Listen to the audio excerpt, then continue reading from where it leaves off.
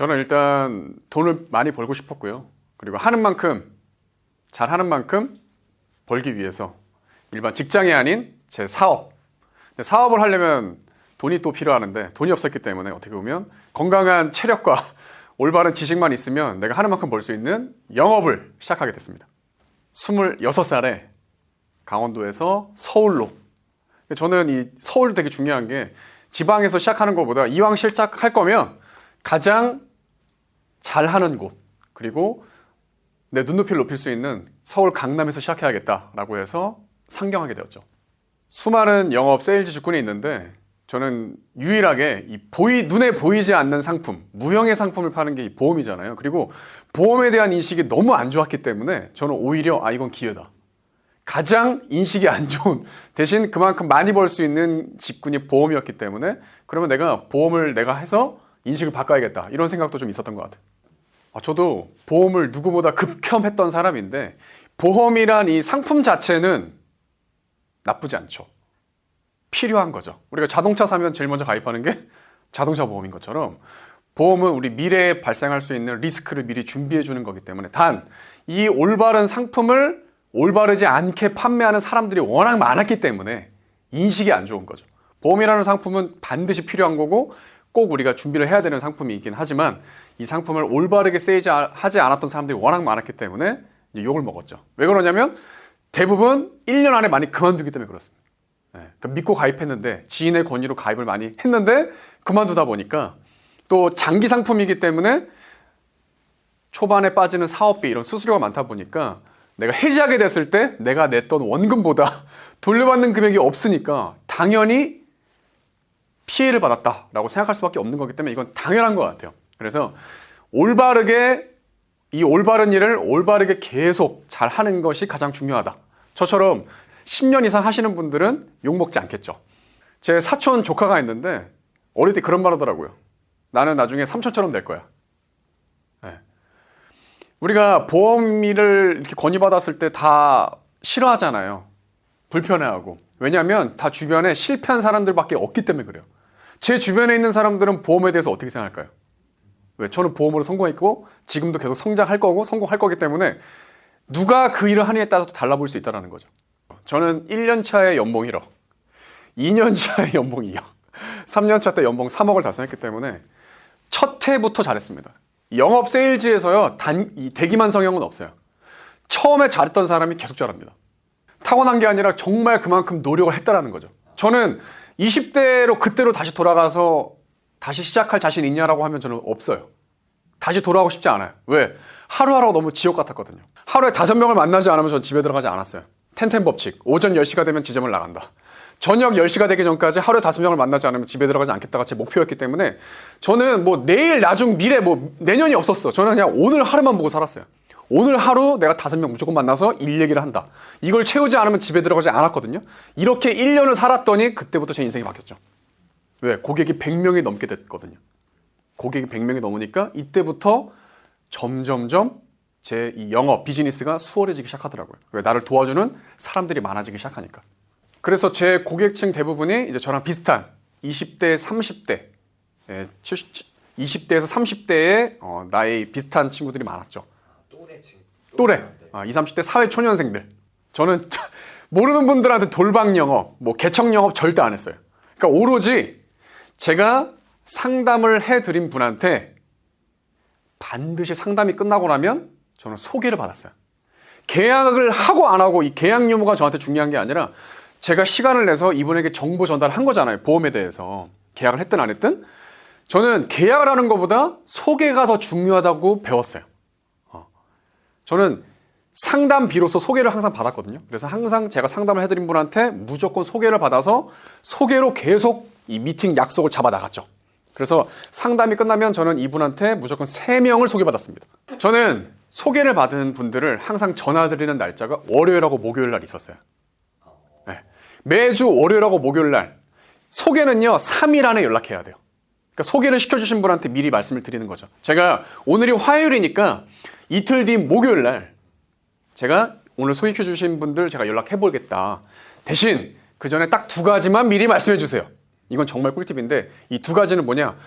이 소개해 주신 분들한테 미리 말씀해 주셔야 될 게 두 가지인데, 첫 번째는 계약 안 해도 되니까 제발 부담 갖지 말라고 꼭 좀 전해주세요. 두 번째는 제가 오늘 저한테 오늘 상담 받아보셔서 느끼셨겠지만 어떠세요? 오늘 저한테 도움을 받으신 것 같으세요? 도움을 저한테 주신 것 같아서 물어보면 대부분 제가 오늘 도움 받았죠? 라고 하거든요. 제가 이분들한테 제가 도움 드리겠다. 계약을 강요하지 않고 도움 드리고 선택은 그분들이 하시면 된다. 그래서 제가 그분들한테 연락드렸을 때 막 누구세요? 막 중국인 막 보이스피싱 대접만 안 받게 그냥 알아둬서 나쁠 거 없는 사람이야 정도만 말씀해 주시면 됩니다. 다시 첫 번째, 계약 안 해도 되니까 제발 부담 갖지 말라고 해주세요. 두 번째, 보이스피싱 대접 안 받기만 해주세요. 알아둬서 나쁠 거 없는 사람이다. 두 가지만 미리 말씀해 주시면 제가 이틀 뒤 목요일 날 믿고 연락 드려보겠습니다. 라고 하고 와서 이제 목요일 날 연락 드리는 거죠. 이런 식으로 소개받고 나서 3일 안에 무조건 연락 드리는데, 핵심은 두 가지 상황이 있겠죠.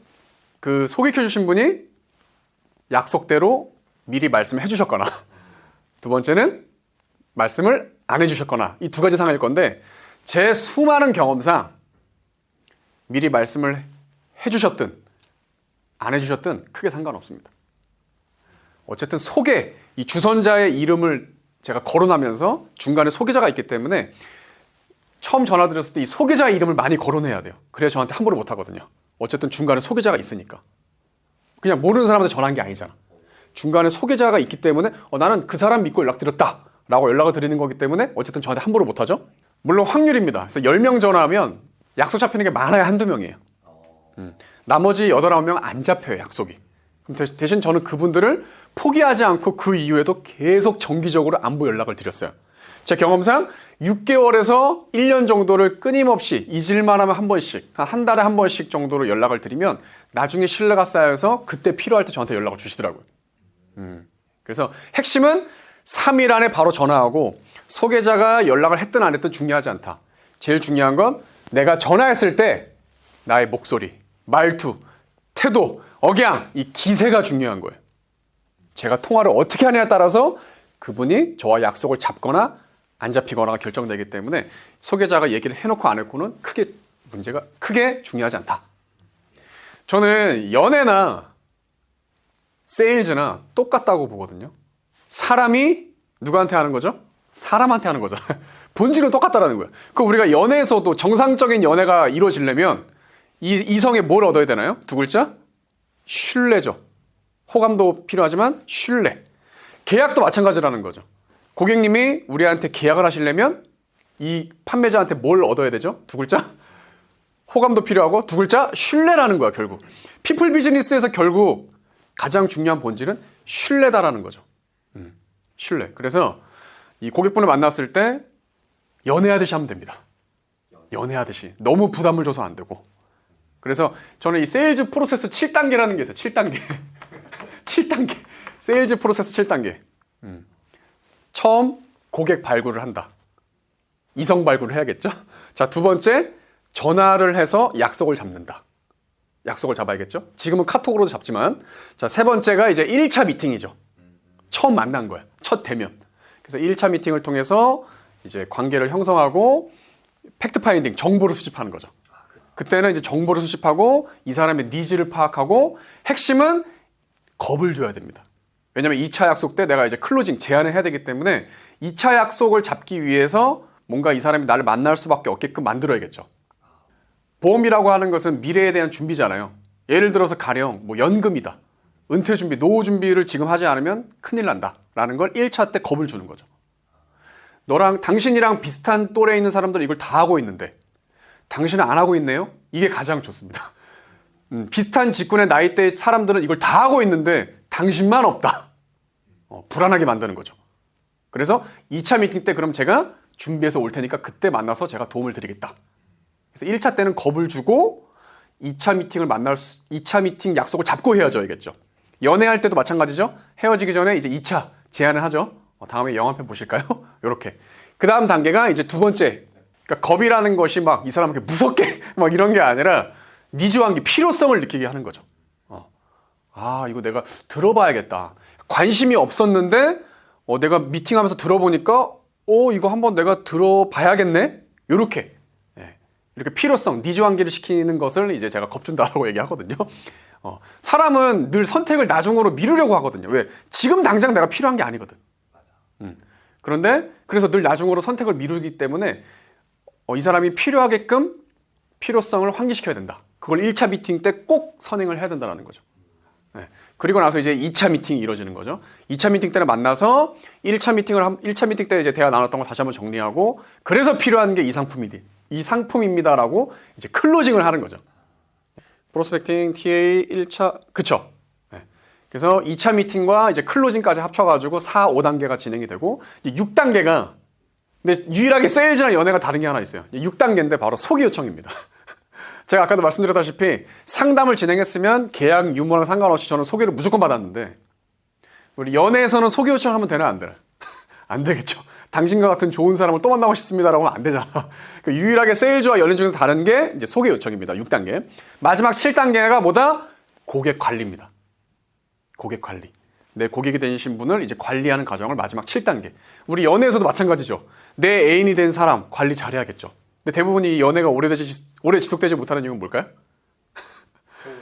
시간이 지날수록 웬만한 우리 남성분들의 문제죠, 그죠? 시간이 지날수록 관심이 떨어지고 연락이 떠매지니까 이제 헤어지게 되는. 그래서 저는 이 7단계가 계속 선순환이 돼야 된다. 고객 관리가 되어야 또 소개가 나오고 또 새로운 사람 발굴하게 되는 거기 때문에 이 7단계 입각해서 계속 진행이 되면 됩니다. 일단 클로징을 못 하시는 분들이 많은데 다시 얘기하면 그만큼 자기가 판매하는 상품에 대한 확신이 없다는 거예요. 아니 내가 정말 확신이 있어. 맛집에 갔어. 너무 맛있어. 제일 먼저 누가 떠올라요? 부모님 모시고 와야겠다. 내 사랑하는 내 자녀, 내 와이프 데리고 와서 이거 먹여야겠다. 왜? 피해를 주는 게 아니라 도움을 주는 거니까. 사람의 확신이 있으면 가장 아끼는 사람들부터 찾게 돼 있어요. 근데 내가 이 상품에 대한 확신이 없어. 가장 가까운 사람 피해 준다고 생각하니까 안 하겠죠. 클로징이 약하다라고 하는 것은 아직 내가 이 판매하는 상품에 대해서 확신이 부족하다는 거예요. 그래서 내가 판매하고 싶은 상품이 있어. 그럼 제일 좋은 게 뭘까요? 내가 먼저 그걸 가입하는 거예요. 저는 고객님들한테 항상 이렇게 말씀드렸어요. 고객님, 제가 오늘 제안해드린 이 상품 제가 하고 있는 거 직접 보여드릴게요 라고 하고 저는 항상 제가 먼저 가입을 했어요. 제가 판매하려고 하는 모든 상품을 제가 먼저 가입했어요. 그래서 그 증서를 항상 마지막에 보여드렸어요. 저도 하고 있습니다. 제가 하고 있습니다. 아니 그렇게 좋으면 당신도 하고 있어야 될 거 아니야. 그렇게 좋으면 당신은 해야지 왜 당신은 안 하냐 이거죠. 그래서 클로징이 약하신 분들은 확신을 키우셔야 됩니다. 제일 좋은 건 먼저 먹어라. 그러면 확신도 올라가겠죠. 왜? 내가 하고 있으니까. 그리고 내가 하고 있는 걸 직접 보여드림으로써 상대방에게 더 신뢰를 줄 수 있겠죠. 성공하시는 분들은 로봇이에요. 로봇. 물론 우리 인간이기 때문에 멘탈이라는 게 있죠. 왜? 내가 계획한 대로 되지 않아. 막 약속 잡았는데 약속이 깨져. 계약 힘들게 받아왔는데 계약이 취소돼. 멘탈 나가죠. 그런 멘탈에 매일매일 발생되는데 거기서 져버리면 거기서 끝나는 거예요. 로봇가 돼야 됩니다. 성공하시려면 로봇가 돼야 돼. 그러니까 멘탈이라는 단어 자체가 없어야 돼. 그래야 멘탈이 나갈 일도 없는 거예요. 들어올 일도 없고 나갈 일도 없어. 기계처럼 로봇처럼 7단계를 계속 반복하는 거예요. 그러면 무조건 성공해요. 저는 일주일에 3건씩 무조건 계약했습니다. 3W 매주 3건. 일주일에 3건 계약을 끊기지 않고 매주 진행하는 걸 3W라고 하는데 저는 이 3W를 2년 넘게 2년 4개월 동안 진행했거든요. 근데 처음 한 명의 고객부터 100명의 고객을 만들 때까지는 너무 힘들었어요. 그러니까 이때 이 처음 1년이 너무 힘들었죠. 왜? 처음 1년 차 때는 제가 지식도 부족해. 기술도 부족해. 경험도 부족해. 나를 도와주는 고객님들도 없어. 너무 힘들었겠죠. 그런 와중에 매주 3건의 계약을 하려니까 너무 힘들었다라는 거예요. 그런데 하루 24시간을 4시간 자고 20시간을 현장에서 움직이면서 사람들을 만나가면서 매주 3건을 1년 동안 결국 달성하니까 이제 101명의 고객님부터 200명의 고객을 만들 때까지는 그냥 가더라 이거죠. 쉬운 것보다는 좀 더 수월했겠죠. 1년 차 때보다는 2년 차가 되니까 왜? 1년 동안 너무 많은 경험을 한 거야. 지식이 엄청 쌓였겠죠. 스킬, 기술이 제가 엄청 향상됐겠죠. 그리고 무엇보다 제 고객님들도 이제 100명이 넘죠. 그리고 소개를 많이 시켜주는 제 사업의 파트너, 키맨들도 생겼죠. 그러니까 이제 수월해지기 시작하는 거예요. 1년 차 때 5명 만났으면 2년 차 때 저 3명씩 만났어요. 3년 차 때는 하루에 한 명 만나도 1년 차, 2년 차 때보다 더 영업이 잘 되더라 이거죠. 성공 확률이 계속 높아지는. 당연하죠. 그래서 모든 분야에서 저는 성공하려면 이 복리 효과를 누려야 된다. 복리. 저는 그 복리가 내 고객 100명을 빨리 만들어야 된다. 다 단리해서 만들다가 안 되니까 포기하거든요. 복리를 반드시 누려야 된다. 그 복리를 만들기까지가 다 힘든 건데 포기하지 않고 계속 해야 된다. 반복하십시오. 버텨야. 버티면서 매일 반복하십시오. 당신이 추구하고 있는 게 본질을 추구하고 있다고 한다면 지금 당장 눈에 보이는 숫자, 성과로 나타나지 않더라도 계속 반복하십시오. 반드시 됩니다. 그렇게 3년 동안 정말 영업을 대한민국에서 상위 1% 달성을 하고 이제는 관리자로 턴한 거죠. 이젠 저처럼 영업하시는 분들을 육성하는 관리자의 길을 걷기 시작했고요. 그래서 29살 때부터는 팀장, 2년 만에 31살에 지점장을 달아서 지점장을 계속 이렇게 지점장 생활을 하다가 지금은 사업단장을 하고 있습니다. 그래서 서울부터 제주도까지 전국에 500명 영업하시는 분들을 이제 관리하는 현대홈쇼핑 GA의 사업단장으로 지금은 사업을 하고 있는 거죠. 그러니까 예전에 제가 영업부터 시작했잖아요. 저는 지금은 이제 영업이 아닌 사업을 하고 있는 거죠. 영업은 내가 움직이지 않으면, 내가 일하지 않으면 소득이 없죠. 근데 저는 지금 사업단장이기 때문에, 사업단장이기 때문에 저는 제가 지금 잠을 자더라도 전국에 500명의 영업하시는 분들이 영업을 해서 업적이 발생되면 저에게 소득이 올라오죠. 제가 일하지 않더라도 소득이 발생하는, 지금 사업을 하고 있는 거죠. 그래서 대신 물론 저는 영업 때보다 더 열심히 살고 있긴 하지만 그래서 영업부터 지금 이제 사업가의 길을 걷고 있다. 이렇게 보시면 되겠습니다. 제가 늘 말씀드리죠. 우주 생성의 법칙. 반드시 결과에는 뭐가 있다? 원인. 콩 심은데 콩 나고 팥 심은데 팥 나죠. 지금 내 월급 소득이 100에서 200만 원이다 라고 하는 것은 이 결과는 뭐예요? 반드시 무슨 원인이 있다? 100만 원에서 200만 원밖에 벌 수밖에 없는 이 원인을 지금 본인이 만들고 있다는 거죠. 원하는 것처럼 내가 2배는 벌고 싶다. 400에서 500. 지금은 실제로 이걸 벌고 있지 않으니까 불가능한 숫자. 그리고 느끼지 못하고 있기 때문에, 그죠? 지금 느끼지 못하고 있는 게 되게 중요한 거거든. 느끼지 못하고 있으니까 바라지 않고, 바라지 않으니까 행동하지 않으니까 현실이 안 되겠죠. 그러면 일단 가장 빠른 방법, 다 필요 없고, 현재 400에서 500의 소득을 벌고 있는 분 3명을 만나라. 현재. 한 명이 아니라 몇 명? 3명. 늘 멘토는 3명. 왜? 사람마다 다 성향이라든지 이 강점이 다 다르기 때문에 나랑 결이 맞는 사람 찾아야 된다. 어쨌든 이 결과를 만들어낸 몇 명? 3명을 만납니다. 그래서 그들이 이 소득을 이 결과를 만들기 위해서 원인을 반드시 하고 있겠죠? 그러면 이런 거예요. 아까도 얘기했지만 지금 이렇게 벌고 있는 분은 하루에 한 명 미팅을 할까 말까 할 거야. 지금 할까 말까일 거야. 한 명 미팅하는 게 할까 말까가 이 사람한테 이게 당연한 거야. 그죠? 그리고 분명히 하루에 전화통화 몇 명 하나 봤더니 정말 많아요. 예를 들어서 하루에 5명 통화하고 있을 확률이 높아요. 이분한테는 이게 당연한 거야. 눈높이 자체가. 그런데 400에서 500 버시는 분들이 어떻게 하고 있나 원인을 봤더니 하루에 무조건 예를 들어 2명은 만나더라 이거야. 전화통화를 몇 명 했나 봤더니 하루에 기본 10명 이상은 무조건 하고 있더라 이거죠. 이 사람들한테는 이게 뭔 거야? 이게 당연한 거야. 인생은요, 내가 당연하다고 생각하는 것의 기준에 따라 달라져요. 즉, 눈높이가 전부다. 봐봐요. 눈높이가 전부다. 당연함의 기준을 바꿔야 된다. 당연함의 기준. 그러기 때문에 뭐든지 처음 100일이 중요한 거예요. 처음에 눈높이. 우리가 태어났을 때 우리 집이 반지하야. 그러면 어떻게 생각해요? 아, 반지하가 사는 게 당연한 거구나. 다른 집들도 반지하에 살겠구나. 왜? 처음 보는 게 내 눈높이가 되기 때문에. 태어났더니 우리 집이 100평이야. 그럼 어떻게 생각해요? 아, 100평은 당연한 거구나. 근데 밖에 봤더니 우리가 잘 사는 거야겠네. 이렇게 알 수 있는 것처럼 모든 비즈니스도 똑같아요. 처음에 내가 어떠한 눈높이를 정하느냐, 그리고 어떠한 결과를 만들어내냐. 아까 제가 말씀드렸죠? 웬만해선 대기만 성형이 많지 않다. 왜? 그러니까 저는 처음에 제가 지금 가장 감사한 순간이 언제냐라고 물어본다고 하면, 제가 처음 입사했을 때 우리 팀장님이 첫 월급을 네가 1,000만 원을 벌지 못하면 일을 그만두고 집에 가라라고 했을 때였어요. 아, 처음 월급을? 첫 달 월급을 1,000만 원 벌지 못하면 하지 마, 영업. 처음부터 제 눈높이를 얼마?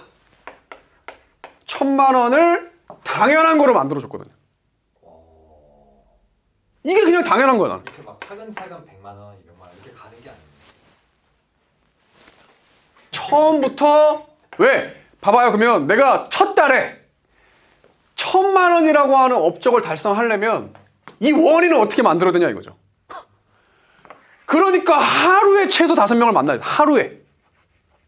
처음부터 제 행동의 눈높이가 어때요? 행동의 눈높이가 달랐겠죠. 일반 사람들, 일반 평범한 영업하시는 분들이랑 애초에 내 목표도 다르고 눈높이도 다르니까 그의 제일 중요한 내 원인도 달랐겠죠. 그러니까 다른 사람은 하루에 1명 만날까 말까인 건데, 나는 하루에 5명은 무조건 만나야 되는 거야. 목표 자체가 다르니까 내 행동도 다르고 하루에 시간을 보내는 밀도도 달랐겠죠. 똑같은 시간이지만 달랐겠죠. 이게 하루 계속 쌓여봐요. 그러니까 똑같이 시작한 내 동기가 있었는데 1년이 지났을 때 이 차이가 어떻게 됐을까?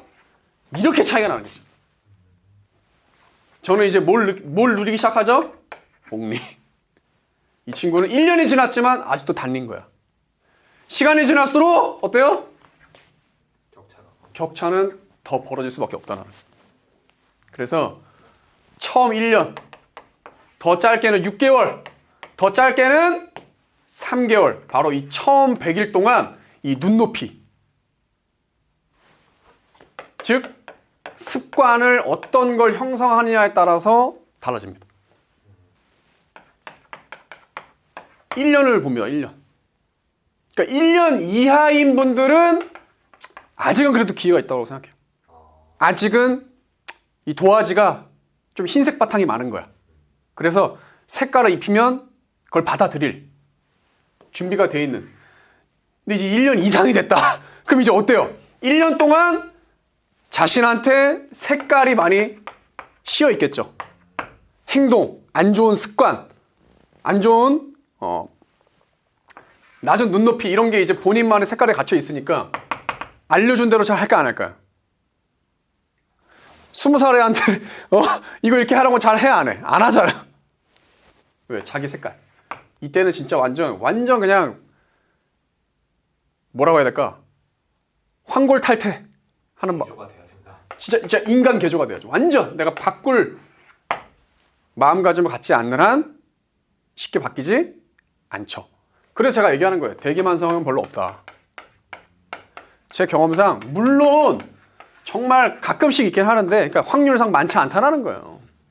그래서 처음부터 이렇게 성과를 내시는 분들이 계속 쭉 잘하더라. 실패하더라도 다시 재기하고 또 잘할. 저도 마찬가지예요. 저도 성공만 하지 않았거든요. 2번의 실패가 있었단 말이에요. 하지만 이 처음에 이런 성공했던 경험이 있으니까, 아, 나는 성공할 수 있는 사람이야 라고 뭘 갖고 있다, 내가 자신감이 있는 거예요.